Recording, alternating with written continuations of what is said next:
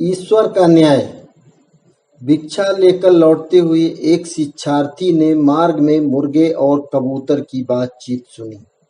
कबूतर मुर्गे से बोला, मेरा भी क्या भाग्य है, भोजन न मिले तो मैं कंकड़ खाकर भी पेट भर लेता हूँ। कहीं भी सींग घास आदि से घोंसला बनाकर रह लेता हूँ।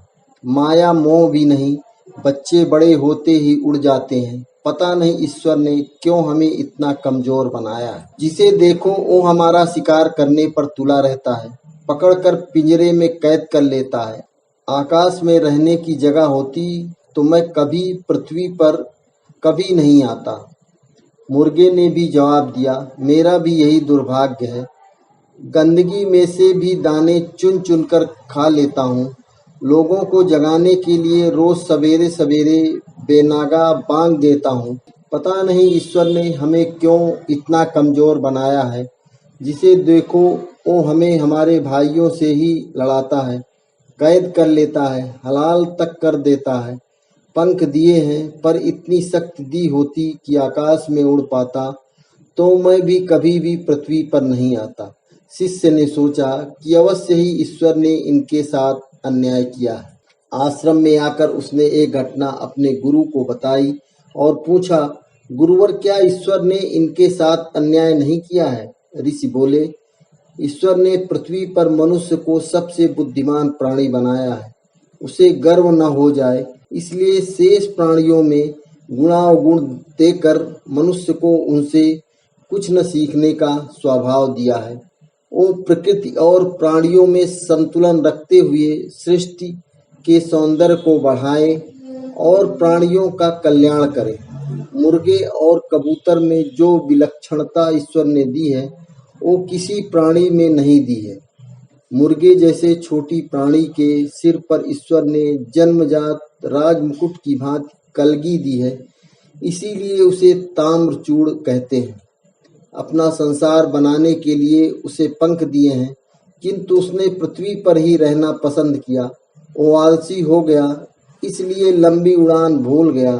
वो भी ठीक है, पर भोजन के लिए पूरी पृथ्वी पर उसने गंदगी ही चुनी।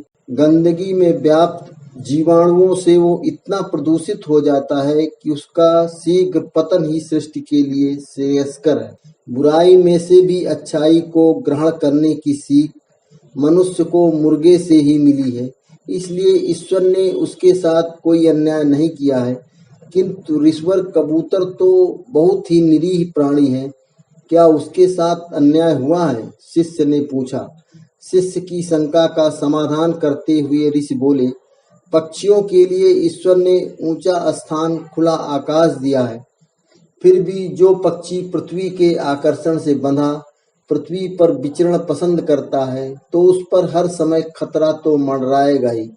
प्रकृति ने भोजन के लिए अन्न बनाया है, फिर कबूतर को कंकर खाने की कहाँ आवश्यकता है? कबूतर ही है जिसे आकाश में बहुत ऊंचा व दूर तक उड़ने की सामर्थ्य है, इसलिए उसे कपोत कहा जाता है। वो परिश्रम करे, उड़े, दूर तक जाए और भोजन ढूंढे। भूख में पत्थर भी अच्छे लगते हैं, कहावत मनुष्य ने कबूतर से ही सीखी है, किंतु अकर्मण्य नहीं बने। कंकर खाने की प्रवृत्ति से उसकी बुद्धि कुंद हो जाने से कबूतर डरपोक और अकर्मण्य बन गया। यह सत्य है कि पक्षियों में सबसे सीधा पक्षी कबूतर ही है, किंतु इतना भी सीधा नहीं होना चाहिए कि अपनी रक्षा के लिए उड़ भी नहीं सके। बिल्ली का सर्वप्रिय भोजन चूहे और कबूतर हैं।